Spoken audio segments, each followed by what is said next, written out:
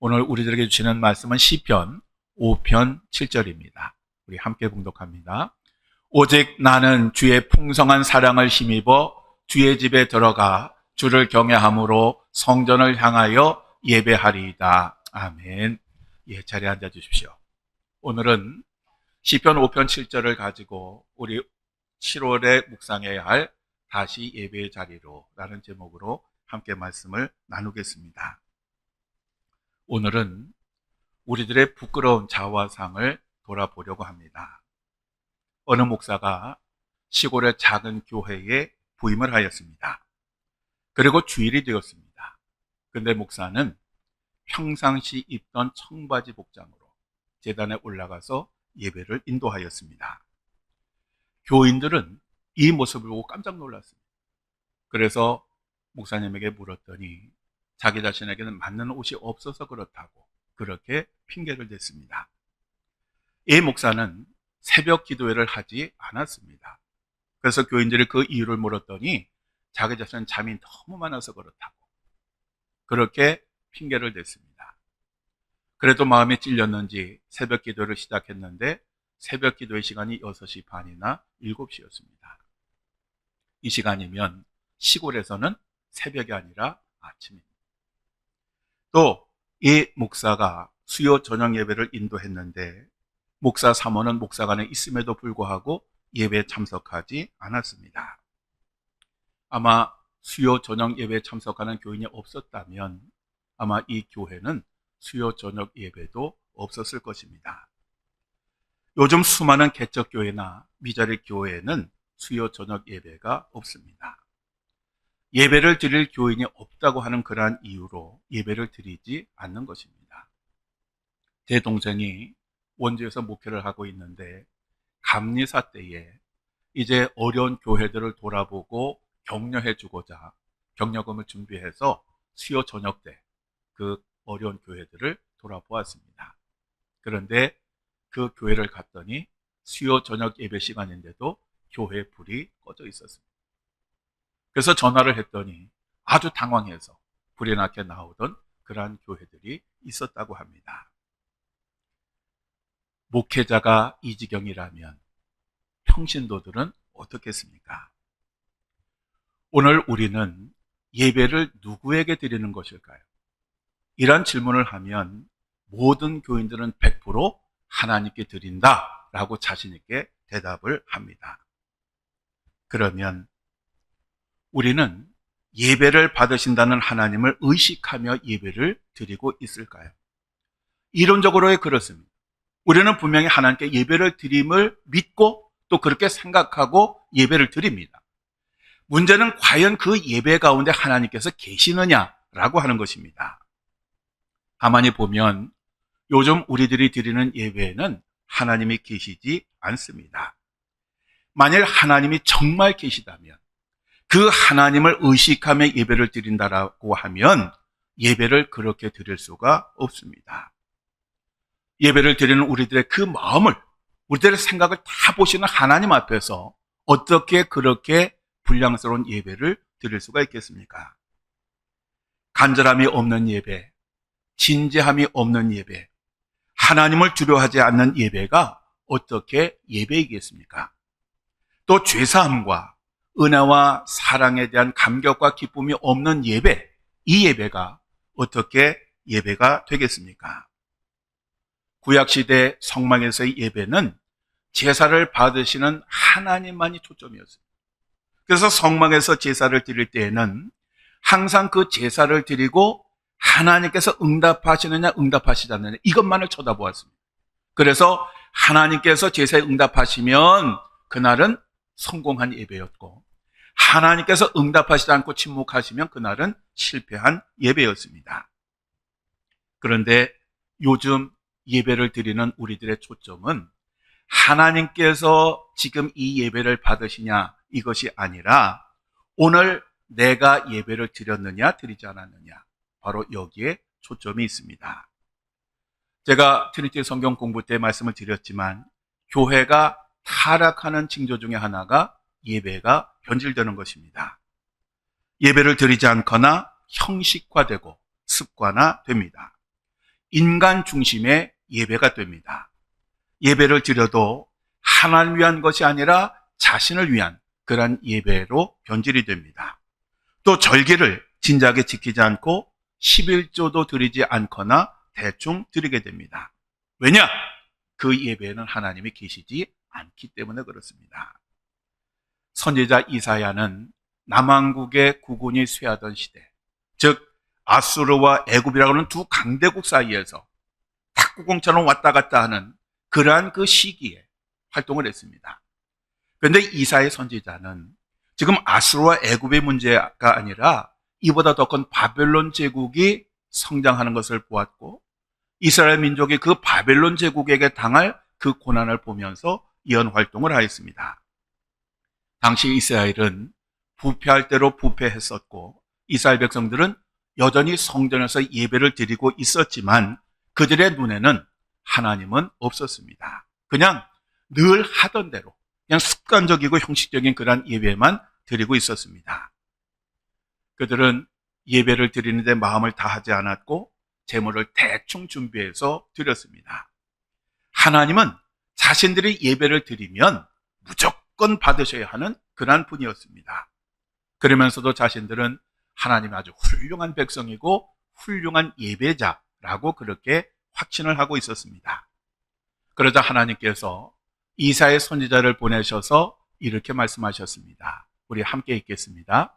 여호와께서 말씀하시되 너희의 무수한 재물이 내게 무엇이 유익하뇨? 나는 수장의 번제와 살찐 짐승의 기름에 배불렀고 나는 수송아지와 어린 양이나 숫 염소의 피를 기뻐하지 아니하노라. 너희가 내 앞에 보이러 오니 이것을 누가 너희에게 요구하였느냐? 내 마당만 밟을 뿐이니라. 헛된 재물을 다시 가져오지 말라. 분향은 내가 가증히 여기는 바요. 월삭과 안식일과 대회로 모이는 것도 그러하니 성회와 아울러 악을 행하는 것을 내가 견디지 못하겠노라. 내 마음이 너희의 월삭과 정한 절개를 싫어하나니 그것이 내게 무거운 짐이라. 내가 지기에 곤비하였느니라. 너희가 손을 펼 때에 내가 내 눈을 너희에게서 가리고 너희가 많이 기도할지라도 내가 듣지 아니하리니 이는 너희의 손에 피가 가득함이라. 아멘. 이스라엘 백성들은 변함없이 하나님께 예배를 드렸습니다.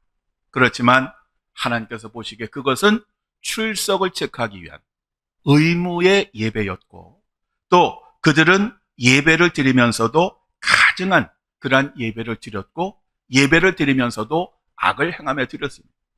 그래서 하나님께서 도저히 견디지 못하시겠다라고 그렇게 말씀하셨습니다.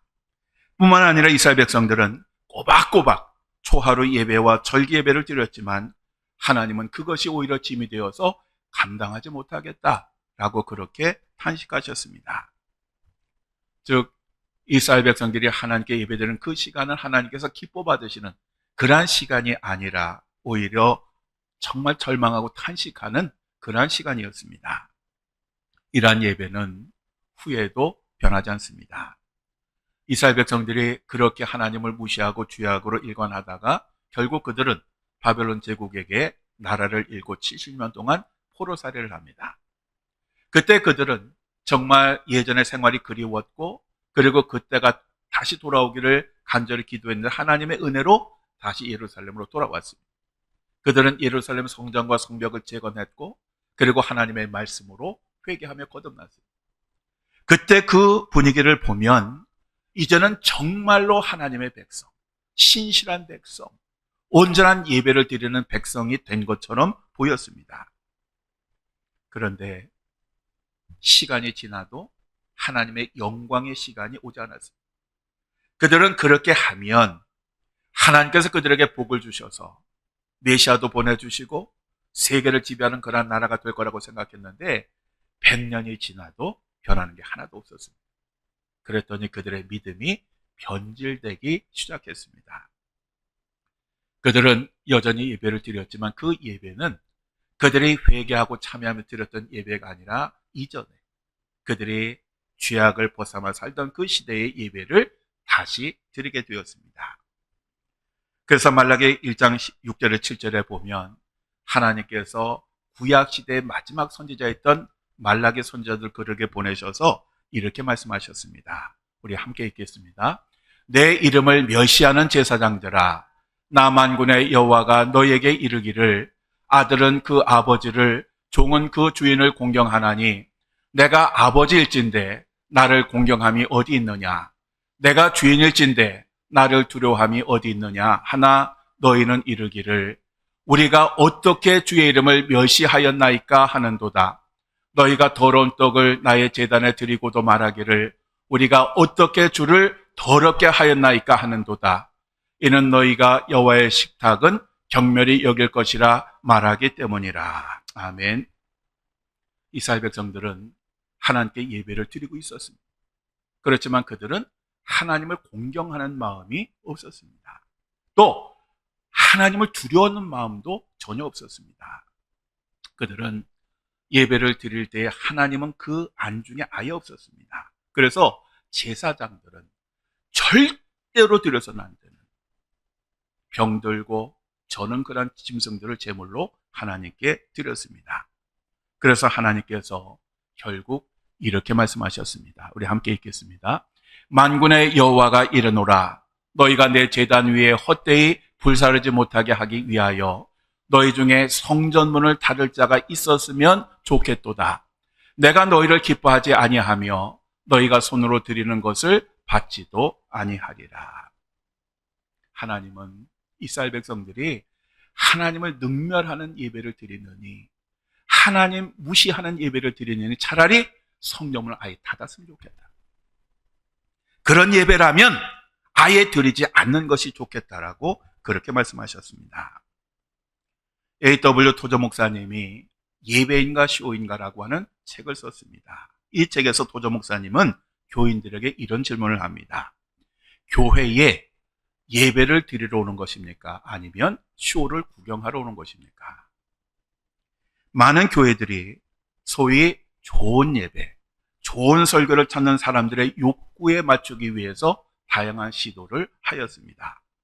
그렇지만 그 과정 중에서 예배의 본질을 잃어버리기도 하였습니다. 예배의 대상이 하나님에게서 인간에게로 옮겨간 것입니다.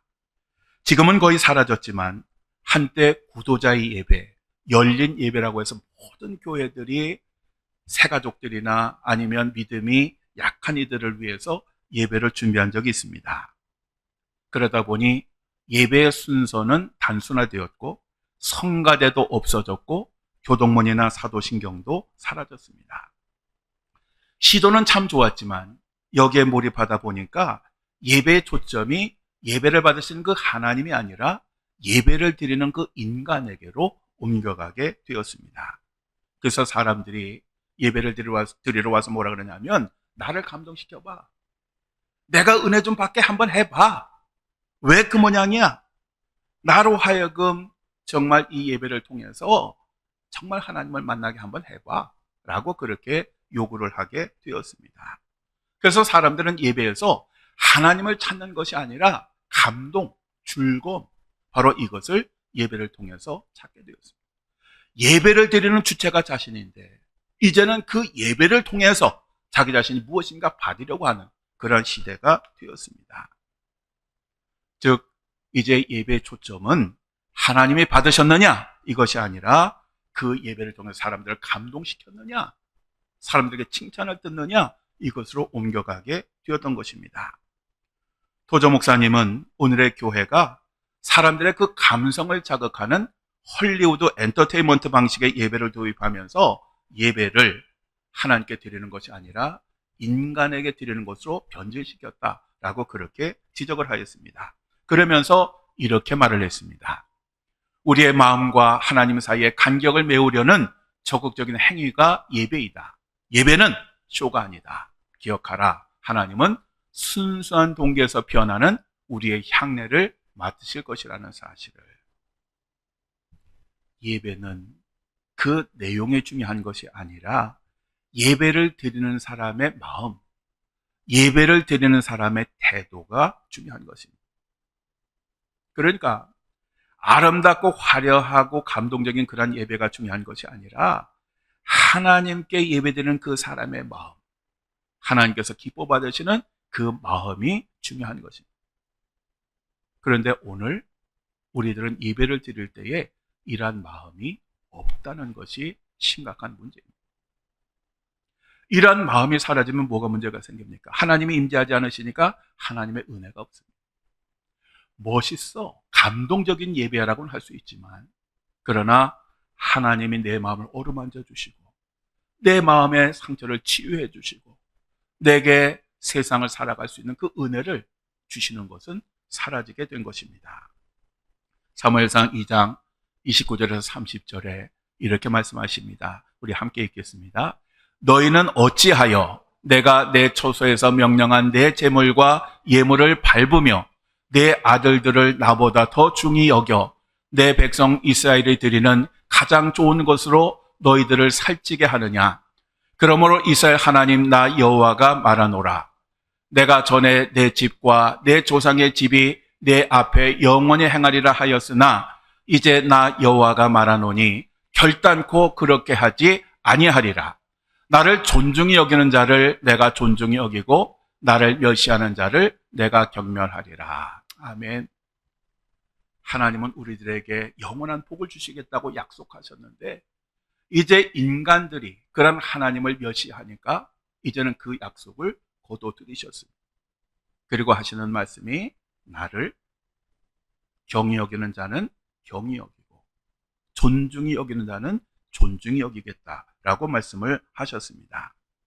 오늘 본문 말씀인 시편 5편 7절에 보면 오직 나는 주의 풍성한 사랑을 힘입어 주의 집에 들어가 주를 경외함으로 성전을 향하여 예배하리이다 라고 다윗이 고백하고 있습니다. 주를 경외한다라고 하는 말은 두려워한다라고 하는 말입니다. 이 두려워한다라고 하는 말은 무서워서 공포에 떠는 것이 아니라 정말 뭐라고 표현해요? 정말 하나님의 그 살아계심을 믿고 하나님 앞에 있다고 하는 것을 인식하면서 드리는 그러한 마음을 의미하는 것입니다.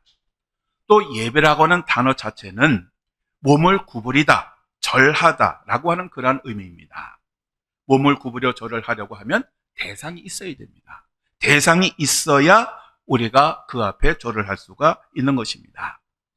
예배란 뭐냐? 예배의 대상자인 하나님 앞에 몸을 구부려 절을 하는 것입니다. 즉 하나님의 사랑을 힘입은 시편 기자는 하나님의 성전에 들어가서 오직 하나님만을 인식하며 하나님 앞에 엎드려 예배를 드리겠다라고 그렇게 고백을 한 것입니다. 우리는 예배 대상인 하나님이 예배의 자리에 임재하시고 예배드리는 우리들의 그 마음과 태도를 정확히 보고 계시며 또 그러한 것을 보시고 예배를 받으신다고 하는 사실을 늘 기억하고 그러한 마음으로 하나님께 예배를 드려야 합니다. 이것이 없으면 절대로 하나님이 받으시는 예배가 아닙니다.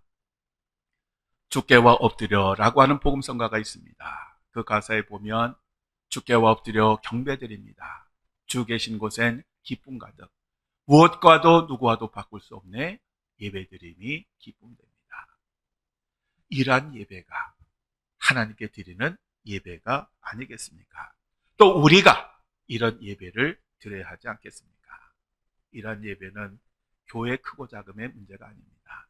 또 교회 프로그램의 내용도 아닙니다.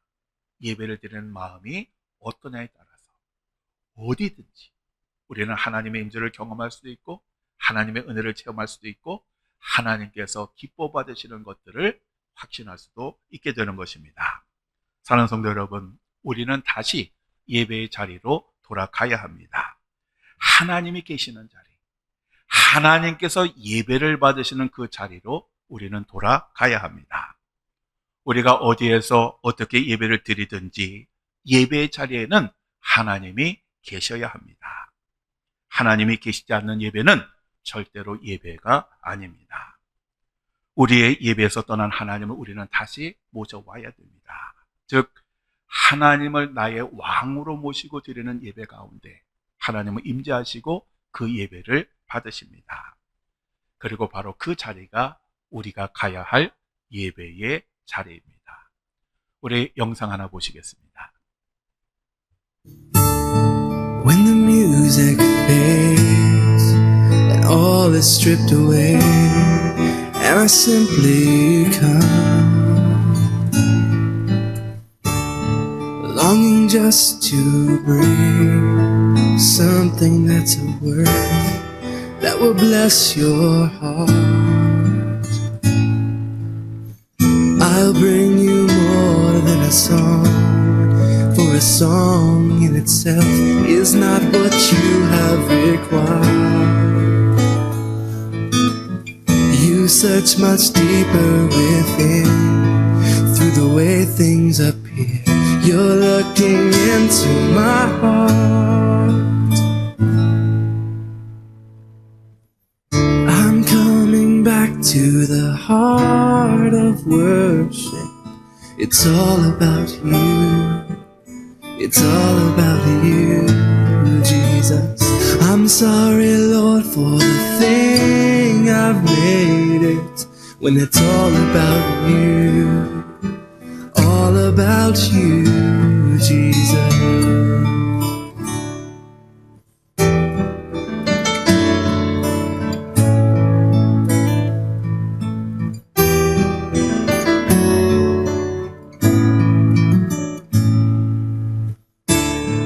King of endless worth, no one could express how much you deserve. Though I'm weak and poor, all I have is yours, every single breath. I'll bring you more than a song, for a song in itself is not what you have required. You search much deeper within, through the way things appear.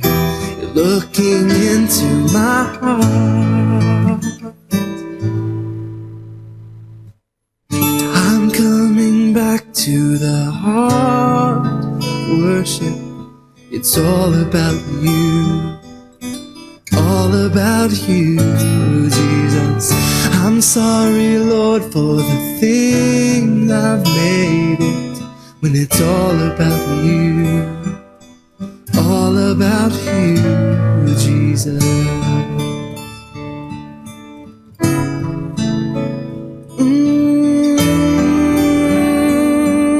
It's all about you. 우리 다 함께 기도하시겠습니다.